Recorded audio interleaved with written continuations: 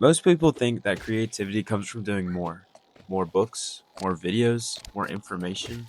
But some of my best ideas have come from simply staring at a wall. Not because I'm a genius, but because I was bored. I work as a lifeguard and sometimes I'll spend hours watching the same pool.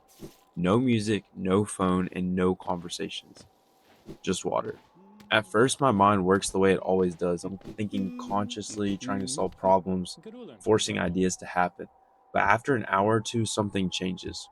The boredom starts to sink in, and that's when the interesting thoughts appear. Ideas start to connect in ways that they didn't before. Thoughts I never had while scrolling my phone start floating to the surface.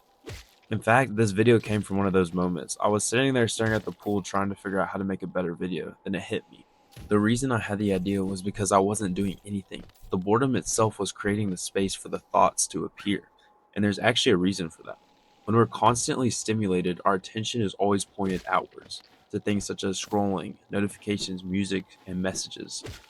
Our brains never get a chance to wonder. But when stimulation disappears, something interesting happens.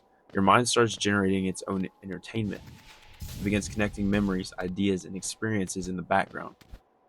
Psychologists sometimes call this the default mode network.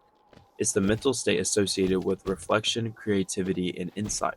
In other words, boredom isn't the enemy. It's often the doorway to better thinking. So here's something to try. The next time you're stuck on a problem, feeling uninspired, or endlessly procrastinating, don't reach for your phone.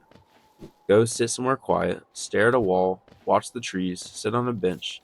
Do absolutely nothing for 15 minutes. It'll probably feel uncomfortable at first. That's good. That's usually where the interesting thoughts begin. And you might discover that the answer you've been looking for was waiting for a little silence to appear.